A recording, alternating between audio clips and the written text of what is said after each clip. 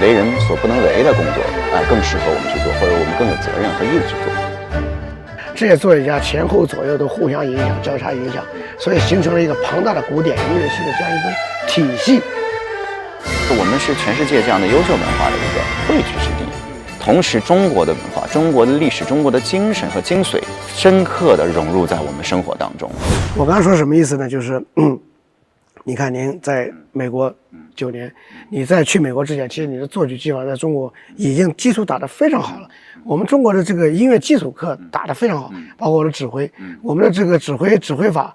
这个我觉得是整个这个怎么说，所有在国外的学指挥都说我们的基础是非常好的，到出去你不用再学技术了，你学的学欧洲的文化和音乐，包括后来去维也纳学歌剧各方面都是这样。所以呢，我们都在国外有这样很好的一个，在国内打好了基础，出去留学游学很多年，结果回到以后，你有没有发现，我们还在为中国的文化在做，在中国的民族管乐在做，对吧？还在做这个事情。所以我现在也要呼吁你自己也有这个兴趣了，呼吁你多为我们中国管乐来写曲子。就是我们转了一圈以后，发现其实我们本身就已经是在国际化了。所以呢，我们的很多的思维也好，想法也好，我们的眼界也好，格局也好，可能会有我们的一些觉得那样会更好的一种感受。这种东西我们可能说不清楚，但是我们其实在不知不觉中已经在做了。比如说苏州民族管乐的今年刚好5周年，对吧？那么5周年我们已经违约了这个几十部作品了，而且每一部作品都独具这个粉丝号，都非常令人震撼，对吧？你也听了其中的一些作品，是吧？我相信这个在今年12月底的时候呢，您的大作又出来了，我们也会再介绍给听众和观众。但是无论如何呢，就是说，我觉得我们这几年呢，就带着一种探索和这种我们的一种理念嘛，刚才讲的国际化不一样，你要走出去是国际化，你在家里边一样可以达到国际化。你做好了以后，它本身国际化，别人就会主动上门来听你的东西，来要你的作品，对不对？所以我觉得这个。就中国民族管乐呢，虽然很艰难的，就是说我们还要这样走下去。但是刚才我跟唐大师也说了，我们缺的就是像你们这样的作曲家，有理想、有追求，能够有这种国际化概念的。还有就是一定要作曲，怎么说呢？这个东西有时候说不清楚，可能就因为我们一定要强调作曲技术，不是的。作曲技术标志着他的创作的一种国际化的水准，这是非常重要的，对吧？民乐不能再像回到以前那种就是单旋律的，仅仅是停留在一种非常简单功能和声的这样一种概念当中。这个世界在向前发展，已经互联网时代了，就像你说的，我们一直这个现在很多都上月球了，火箭都上月球了，所以我觉得音乐也要跟上，作曲的技法各方面都要跟上。为什么您刚才说了？他们演奏一些传统的一些东西没有问题，稍微变一点的3度2度，一个不协和音，2度他就因为这个谱子错了打架了，上面一个滑音来，下面一个降来不对了，对不对？你为什么理解成是降来呢？为什么不能理解是升兜呢？对不对？是吧？所以说，我觉得音乐到了一定境界的时候，还是要靠，当然首先是有天赋，有灵感，然后最重要的还是他有想法、思想，他把他思想。技术是干什么用？我认为技术就是能够把他所有的想法能够实现出来的东西，很多人要靠技术来把它，就像一个什么，就像一个数学也好，像这个计算机也好，对吧？有些东西都是他要靠这个东西。你的好的电脑、优秀的电脑，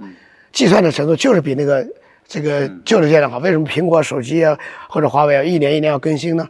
它就是需要它的芯片更好，它需要的换算越快。做的技法就是这样，你做的技法一好。你本身的人是有思想的，对这个我就特别想说一个，就是在创作和准备创作，这是2件事情。就是说在创作的过程当中，应该去忘记技术。对，我个人创作也是这样。我在创作的时候从来不去想说，我这部作品要突出一个什么技术。比如我这部作品写它是为了突出12音，是为了突出这个泛调性、无调性或者某种和声语言，或者说我写这部作品为了突出什么某一种配器色彩。创作过程当中，我个人也是这样啊，就是说。我从来不太去考虑过多的技术的问题，技术问题应该在准备创作的时候去考虑，是做题的时候、训练的时候要大量的考虑，甚至是要只考虑技术，把一门技术彻底掌握，或者说把一门技术给这个能够不光是表层的理解，要理解它这门技术所代表的内在逻辑和内在历史原因等等，甚至都要去刨根问底。那这对于后面的这个真正的创作有非常重要的工作，但是不能停留在这个阶段。创作和这个是没有关系的，创作是内容，这个内容不是技术。技术只是支撑的手段，对，是没有说谁盖个楼是为了突出某一块砖，技术是突出里面的什么钢筋，对，没有的，没有，它一定是呈现一个整体，然后它的细节是有色彩，有这个结构，有设计，哎，等等等等方面，哎，甚至是有灵魂，有哲学在里面，这是这个建筑、音乐很多很多方面，它最终呈现给大家一种最终表达。所以就是说，不拘泥在这个事儿上。你包括我这次创作这个《将进酒》，其实就像我刚刚说的，我们的生活的这个多元化和国际化，在这部作品当中，大家能听到很多非常新的一种，哎，就以这次我创作的《将进酒》为例啊，在这部作品当中呢，大家能听到，我们想象当中的非常中国式的，或者说东方式这种吟诵，哎，它有洒脱不羁的这种，甚至它有一种醉汉的这样的一个这个敢叫日月敢跟天地叫板的这么一种雄心壮志的这么一个很孤独的文人的这么一个形象也能听到在乐队当中非常所谓的现代色彩的这种和声语言它的结构设计哎，它的这个配器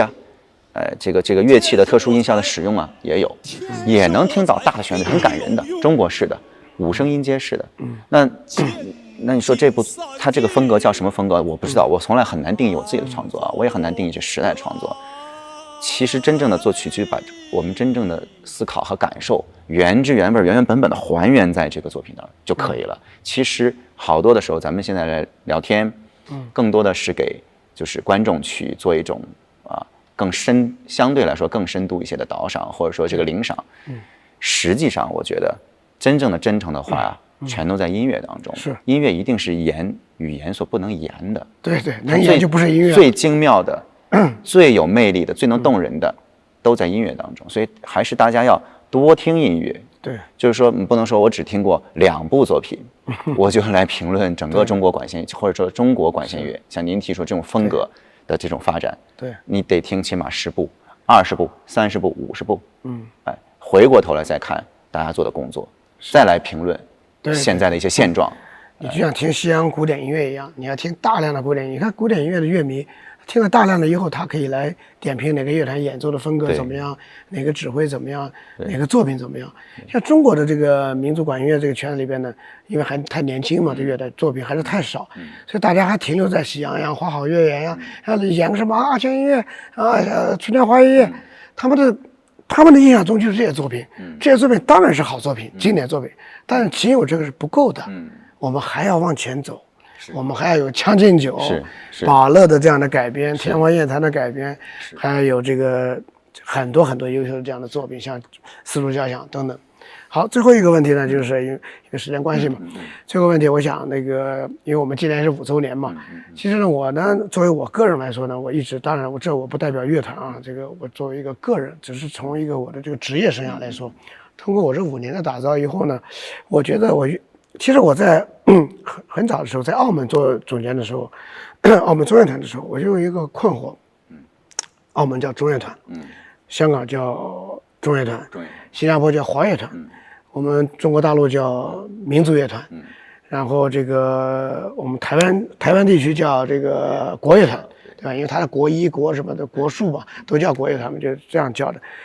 所以呢，我就一直不统一。很多不是音乐圈里的人说你们是哪个民族乐团？他说哪个民族不是叫什么名字乐团，是哪个少数民族的。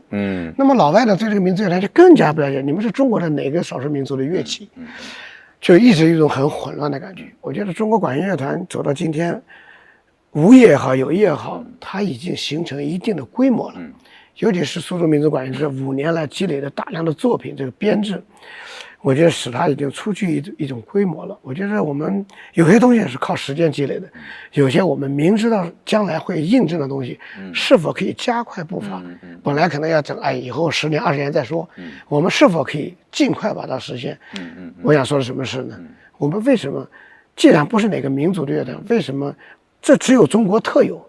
而且呢，我们的英文翻译也是 Chinese Orchestra，也是这个中国管弦乐团，我们的中文却不敢用，我也不知道为什么，所以我就一直在想把民族两个字不要，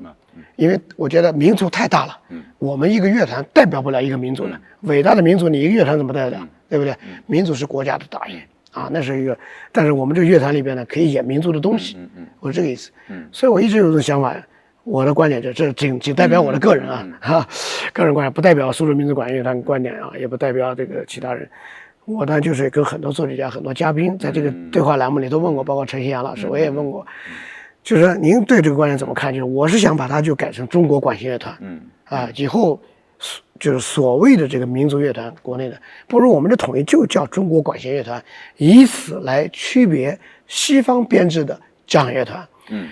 因为我们主要演奏是中国文化下的这样一种，而且我们的乐器主要也是中国的乐器和一些少数那个有一些以前像胡琴啊、唢呐呀，那个包括一些扬琴啊，欧洲过来的乐器也是中国。我们还用了大提琴，用了定音鼓，用了马林巴，用了竖琴等等很多的。其实我们现在它不是一个中西乐器的完全的混合，因为没有铜管，没有木管，但它已经注入到这种东西方乐器的一种什么呢？非常好的一种这几十年的一种交流了，所以它相对来说它已经形成一个不一样的，它既不是民族的乐团，也不是西洋的乐团，所以我觉得只有在中国独有的中国管弦乐团，我们苏州呢就叫苏州中国管弦乐团，在北京就北京中国管弦乐团，中央中国管弦乐团都可以，我就说这个呢就也算一种文化的统一吧，和这样对世界也容易理解，其实我还有这样一个想法。对这个，您这个想法我表示特别的支持，因为我们看看我们现在的这个乐队编制，这是苏州评弹嘛，这个是这个京剧的这个锣鼓点的嘛，小乐队嘛，不是，这就是一个大的管弦乐队的编制，它已经是长成这个样子了。现在全国的大的乐团都按照这个编制在做，我们现在不去面对它，是吧？我们不去面对它，就是说我们之前呢叫做是这样。为什么我非常认可叫做中国管弦乐团？那么将来的交响乐队就可以叫中国交响乐团。中国交响乐团，区别于交响乐，我们就叫中国管弦乐团。因为其实管弦乐我们已经用了贝斯、cello， 我们管弦四足嘛，等等，有大量的这个中国的乐器。那么中国乐器里面其实也有一部分是从西域传来的，是从其他地方传来的。对，其实已经是非常世界性的一个乐团，世界性的，世界音乐的一个乐团。因为如果叫做民族乐团啊，其实也有一个局限，主要是对，就是说我们从历史当中呢，就是我们要去看为什么中国当年叫中国民族乐团，是因为那个时候百废待兴，对，刚刚开始开创国家的建设，它有的特定历史原因在的。那个时候呢，要提这个民族自信，对，和这个民族整个的统一融合，大家的和谐。那么这个名字当仁不让，的确是没有问题。您说的太对了。但是今天我们站在新的历史节点上，面向这个在处于这个世界这个百年未有的大变局，这个到底什么样的文明能在这样的这个时代当中脱颖而出，带领全世界往更高的地方去走？对。民族两个字呢，就有一定局限性。难道我们的乐团只能演中国民族的音乐吗？对，只能演哪个地区的？只能演江苏的、浙江的、北京的、上海的音乐吗？对，它不能演美国的吗？对，不能演欧洲的吗？是。那如果一个德国作曲家如果想给一个中国民族乐团写作品吗？还是说给一个管弦乐团写作品？甚至有一天我们叫它世界管弦乐团。世界管，对吧？所以我觉得这个工作，您这个提出来的正是时候，是吧？这个也是通过这样的不断的这个创作，不断的这种工作吧，去加深大家对这个事情理解。我们也是通过实践来检验，对，一步一步来。非常感谢您的这个观点跟我能够一样。谢谢总监。我们也期待今天晚音乐会，感谢圆满成功。谢谢。好，谢谢。好，祝咱们乐团越来越好。好，谢谢。好嘞，谢谢。